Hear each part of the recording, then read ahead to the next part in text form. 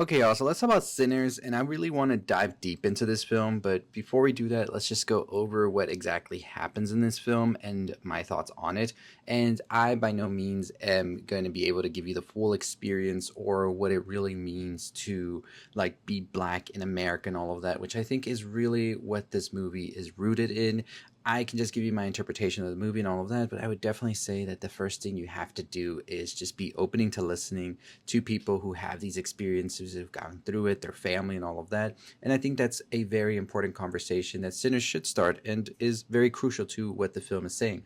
But let's get into the movie and all of that. I do have my review for the movie if you just want to watch that. This is just more talking about the movie, getting into spoilers, the themes, and all of that, because there's a ton of things to unpack with this movie. I said in my review that Ryan Coogler really is opening up like a Pandora's box for many conversations that need to be had, and I think that's a great thing. So let's get into Sinners, the new film from Ryan Coogler. So, like I said, full spoilers in this movie for the movie. If you have not watched it, I don't want you to get pissed or anything. I'm just letting you know. So let's get into it. So Smoke and Stack are identical twins here. They are played both by Michael B. Jordan. They've come back to the Mississippi Delta, and apparently they are going back after being in Chicago for some time, using money they stole from some gangsters here.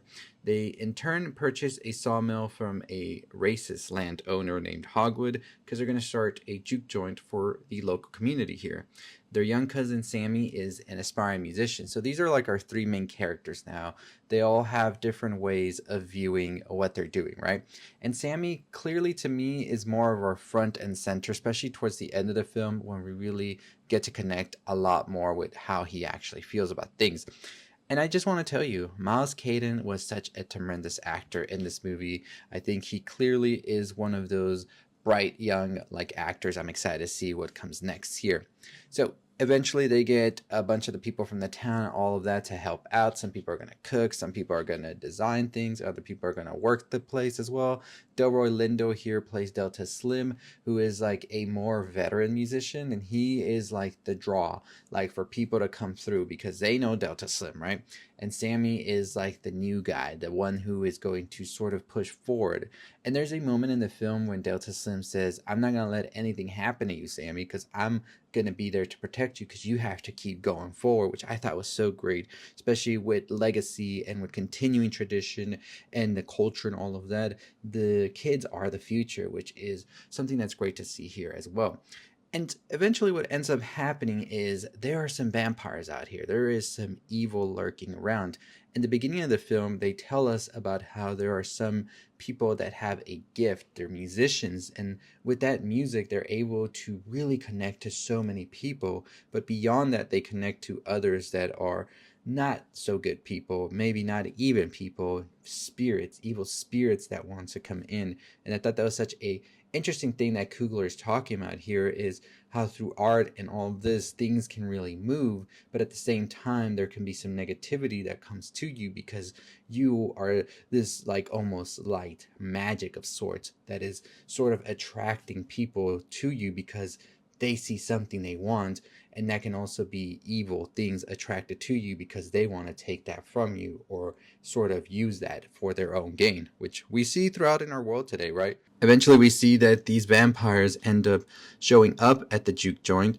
And of course, this is a place that has become a special place for black people in 1930s to really get together, just have fun, not worry about what's going to happen or the consequences, especially Jim Crow era level type scenario here, just coming out of slavery. So it really is a place for them to feel comfortable. And here come these vampires, which are white in the movie, the first three that show up, who are trying to come in. So of course there's some reluctance to let them in as Stack and Smoke kind of debate about it, especially considering that they might have money and all of that, but really is that good money because we don't know the consequences of what they could bring with them.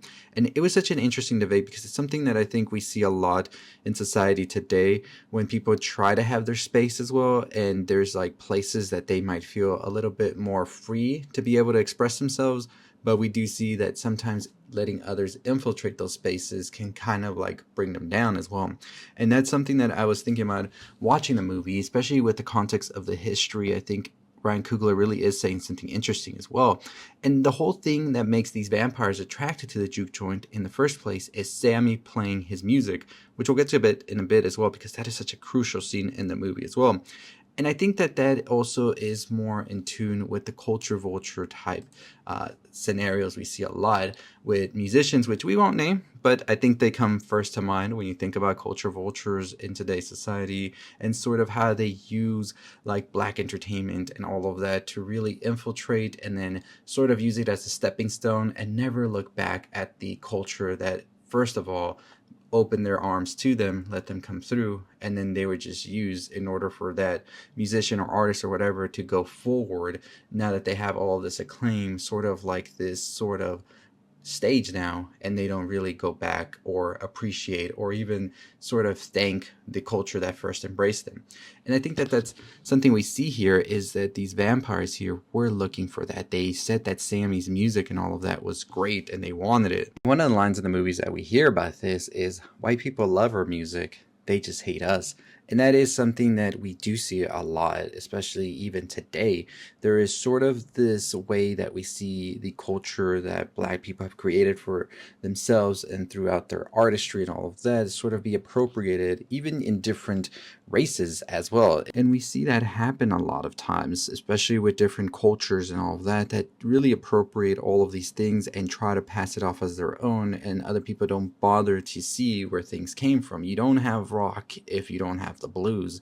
You don't have a lot of this music genre that people love if you don't go back to see where it came from. I don't want to make this video and divert away from the whole film about Sinners, because we could definitely do a whole conversation about that as well. And like I said, I'm not the one that really has the shared experience or any of that to talk about it, but I can just give you my interpretation and give you some talking points. But I would love if this conversation kept going as well. So what we do end up seeing in Sinners is that the vampires eventually are able to get a way in. That's due to Haley Steinfeld's character, who wasn't like really invited here as well, and was sort of just managed her way in because she felt that she was deserving of being in here, and then ultimately is the one that invites these people in, these vampires of sorts, by a way of infiltration. And one of the things I thought was interesting that the vampires talk about is this assimilation they want to happen. They say, oh, like, I'm an Irish person. Like, that's what the lead vampire, played by Jack O'Connell, which Jack O'Connell was just incredible in this. I thought he played this role tremendously, because this is a true villain, because he is trying to sort of weasel his way in there and sort of use his words and his like shared experience, quote unquote, as he says, of the colonialism that happened, the conquering of his people, because this is a vampire that is really old. This is something that even Coogler has talked about, which I want to read to you right here as well. So Coogler was talking on the Filmmaker Toolkit podcast and explained the choice of making the Irish like vampire. He says, I'm obsessed with Irish folk music. My kids are obsessed with it. My first name is Irish.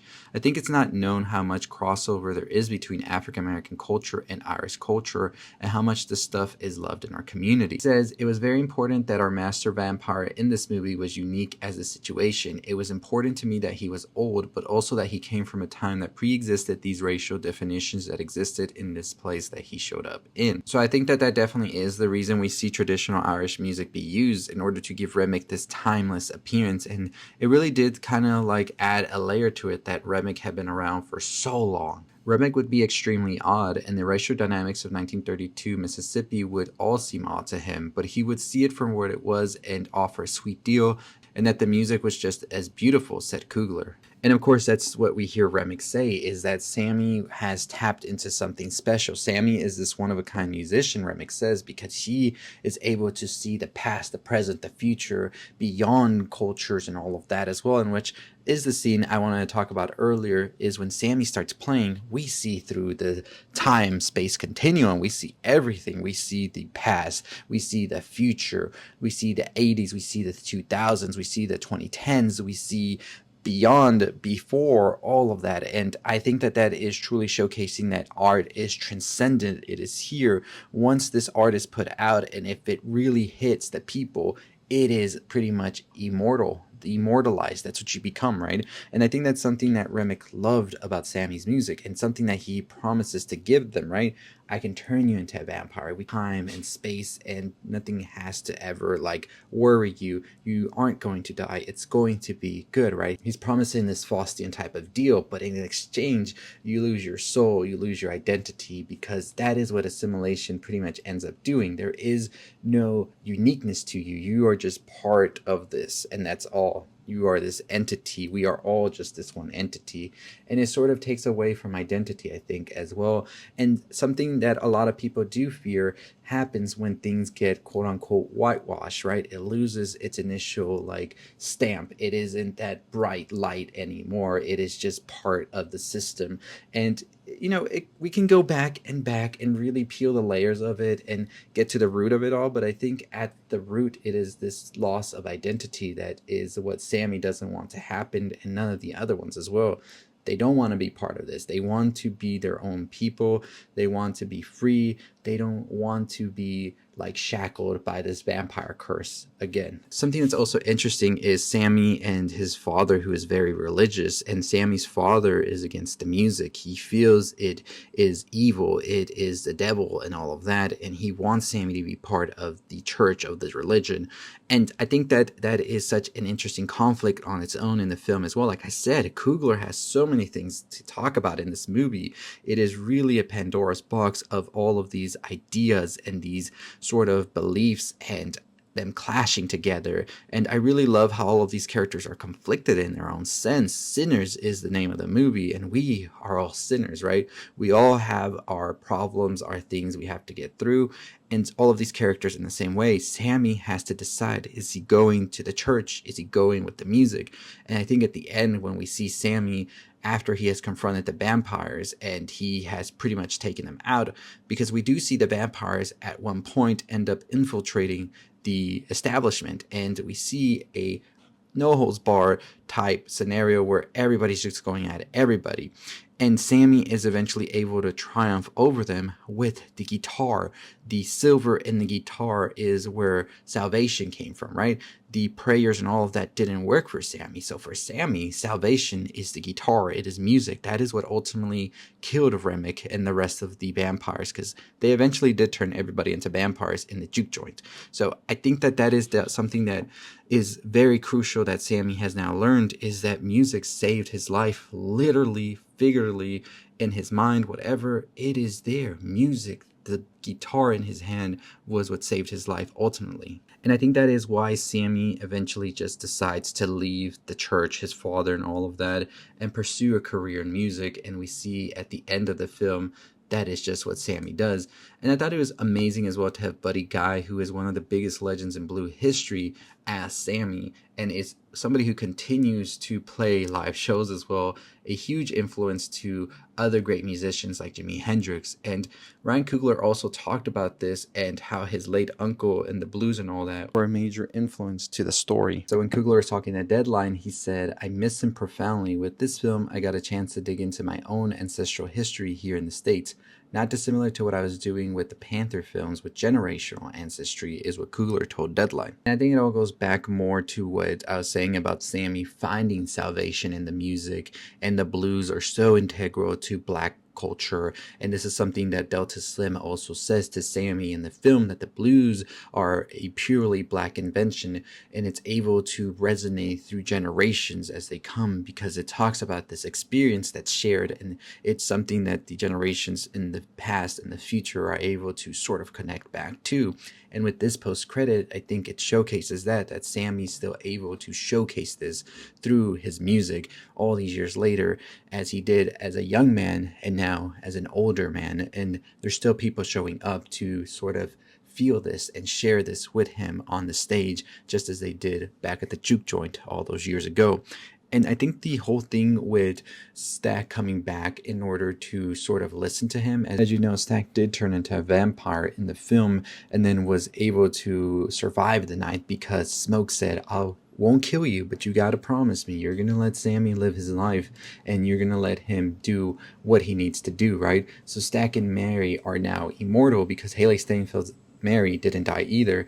And I think it showcases too that sort of this whole idea of assimilation and all that with the vampires still left Stack feeling soulless, because he says the last time he was truly happy was that day before he turned into a vampire, when he was able to share a sunset with his brother and sort of have this communal appreciation to what they were doing back then.